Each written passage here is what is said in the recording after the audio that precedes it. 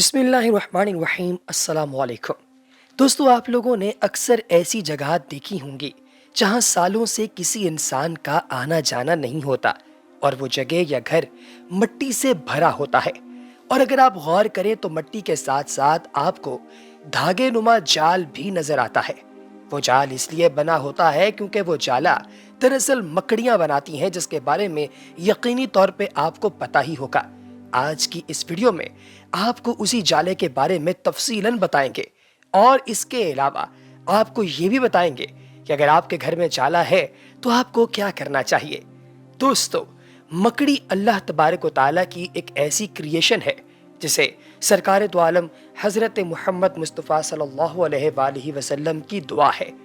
نبی پاک علیہ الصلوۃ والسلام نے اس کے متعلق فرمایا کہ اگر یہ جالا آپ کے گھر کے اندر موجود ہو تو آپ اس جالے کو صاف کیجئے، مگر مکڑی کو مت ماریے۔ پیارے دوستو، مکڑی کا جالا تقریباً ہر گھر کے اس حصے میں ہوتا ہے جہاں کوئی آتا جاتا نہیں ہے، یا جہاں آپ نے گھر کا فالتو سامان رکھا ہوتا ہے اور وہاں آپ نہیں جاتے۔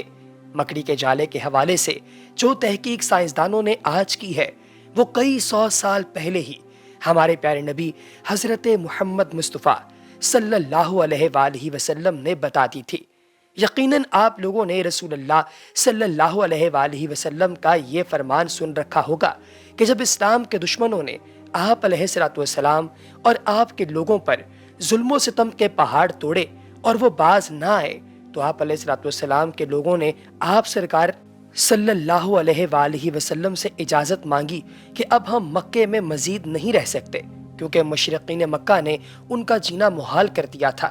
تو آپ علیہ الصلوۃ والسلام نے صحابہ کرام رضوان اللہ تعالیٰ علیہم اجمعین یعنی اپنے لوگوں کو مدینہ کی طرف ہجرت کرنے کا حکم دیا، لیکن رسول اللہ صلی اللہ علیہ وآلہ وسلم خود ان کے ساتھ نہیں گئے اور مزید مکے کے لوگوں کو اسلام کی دعوت دینے لگے۔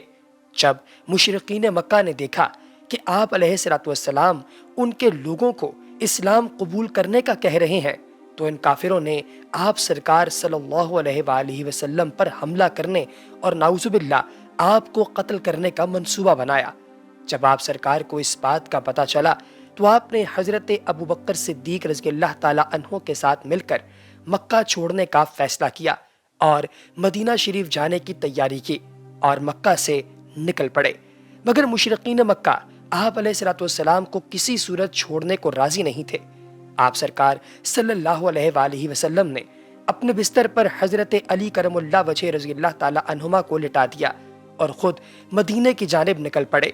حضرت ابو بکر صدیق رضی اللہ تعالیٰ عنہما آپ کے دائیں بائیں اور آگے پیچھے چلتے کہ کوئی دشمن آپ علیہ الصلوۃ والسلام پر حملہ نہ کر دے، اور آخر آپ صلی اللہ علیہ وآلہ وسلم نے مسکرا کر حضرت ابو بکر کی طرف دیکھا اور راستے میں ایک غار میں قیام کرنے کا فیصلہ کیا جسے غار ثور کہا جاتا ہے۔ مشرقین نے آپ علیہ الصلوۃ والسلام کا پیچھا نہ چھوڑا، مگر اللہ نے ان کی مدد فرمائی، جس کا ذکر قرآن پاک میں بھی موجود ہے۔ سورہ توبہ میں اللہ تعالیٰ فرماتا ہے کہ بے شک ہم نے ان کی مدد فرمائی جب کافروں کی شرارت سے انہیں باہر تشریف لے جانا پڑی۔ صرف دو جان تھے، آپ علیہ الصلوۃ والسلام خود اور آپ کے دوست یعنی یار غار حضرت ابو بکر صدیق رضی اللہ تعالیٰ عنہما۔ آپ علیہ الصلوۃ والسلام اپنے یار سے فرماتے تھے کہ فکر نہ کر، بے شک اللہ ہمارے ساتھ ہے۔ تو اللہ نے ان پر اپنا اطمینان اترا اور ان لوگوں پر ایسا کمال قسم کا کرم کیا کہ کفار کو اندازہ ہی نہیں تھا کہ یہ ان کے ساتھ ہونے کیا والا ہے۔ دوستو، یہ دونوں اس غار کے اندر موجود تھے اور وہاں پر دو کبوتروں نے ایک گھونسلہ بنا دیا۔ ایک درخت غلات نامی ایک عورت نے یہاں پر اگایا ہوا تھا، اور اس کے علاوہ مکڑی جو ہے اس نے اس جگہ پر آ کر ایک جالا بنا دیا، اور یہ جالا جب یہاں پر بنا ہوا لوگوں نے دیکھا تو اسے دیکھ کر کفار کو اندازہ ہو گیا کہ اندر کوئی نہیں ہوگا، کیونکہ اگر کوئی اندر داخل ہوا ہوتا تو یقینی طور پہ وہ اس جالے کو توڑتا اور پھر ہی اندر داخل ہو سکتا تھا، اور چونکہ یہ جالا یہاں پر موجود ہے اس لیے سرکار دو عالم علیہ الصلوۃ والسلام یا حضرت ابو بکر یہاں پر نہیں ہو سکتے، مگر اللہ تبارک و تعالیٰ کی قدرت کے سبب وہ دونوں اندر ہی تھے، اور کفار یہ سب کچھ دیکھ کر وہاں سے چلے گئے۔ حضرت ابو بکر صدیق اس غار ثور سے نکلے اور مدینے کی طرف روانہ ہو گئے۔ دوستو، مکڑی کو مارنے کی اجازت ہے مکڑی کی دو اقسام ہیں، ایک مکڑی زمین پر گھر بناتی ہے، وہ مکڑی موذی ہے، اسے مارنے میں کوئی گناہ نہیں، اور دوسری مکڑی جو ہے یہ گھروں کی دیواروں پر جالا بناتی ہے، اس کو مارنا نہیں چاہیے، انسان کو کسی قسم کا نقصان نہیں پہنچاتی۔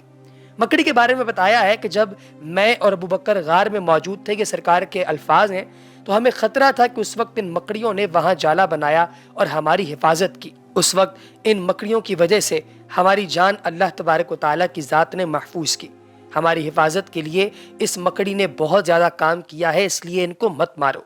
ان کے جالوں کو گھروں سے صاف کر دینے میں کوئی گناہ نہیں ہے۔ حضرت علی رضی اللہ تعالیٰ عنہ نے ان جالوں کے متعلق فرمایا ہے کہ ان جالوں کو گھر سے صاف کر لیا کرو، کیونکہ اس سے گھر میں فکر پیدا ہوتی ہے، یعنی تنگ دستی اور پریشانی کی علامت ہے۔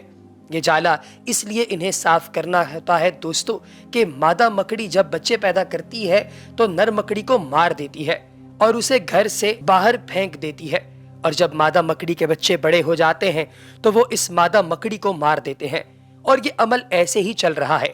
یہ بات جھوٹ نہیں ہے، کافی تحقیق کے بعد یہ بات ثابت ہوئی ہے۔ یہ عجیب ضرور ہے مگر سچ ہے۔ سورہ عنکبوت میں اللہ فرماتا ہے کہ وہ لوگ جنہوں نے اللہ کو چھوڑ کر کسی دوسرے کو سرپرست بنا لیا، ان کی مثال ایک مکڑی جیسی ہے جو اپنا ایک گھر بناتی ہے اور سب گھروں سے کمزور مکڑی کا ہی گھر ہوتا ہے۔ کاش یہ لوگ علم رکھتے اور سمجھ جاتے۔ دوستو، اللہ کے اس حکم سے ثابت ہوتا ہے کہ اللہ کے علاوہ دوسرے کسی کی عبادت کرنے والا مکڑی کی طرح کمزور ہے، اور اس کا گھر یعنی اس کی فیملی بھی ایسی ہی کمزور ہے، اور جلد ہی ایسے انسان کا گھر آسانی سے ٹوٹ جاتا ہے۔ اندازہ لگائیے کہ اللہ تبارک و تعالیٰ کی ذات اس طرح کی کسی بھی چیز کی مثال دے کر انسان کو آسان الفاظ میں سمجھا دیتی ہے کہ انسان کو کیا کرنا ہے اور کس چیز سے بچنا ہے۔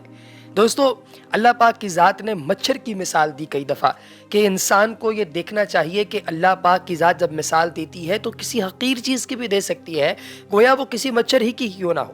اب آپ دیکھیں، مچھر جتنا چھوٹا ہے، دنیا میں سب سے زیادہ اموات مچھر کی وجہ سے ہوتی ہیں۔ تو تاریخ میں بھی اگر آپ دیکھیں تو مچھر سب سے بڑا قاتل رہا ہے، ٹھیک ہے، نمرود کو مارنے والا بھی ایک مچھر ہی تھا۔ تو اندازہ لگائیے کہ اللہ پاک کی ذات کس کس طرح کی چیزوں سے کیا کیا کام لے لیتی ہے۔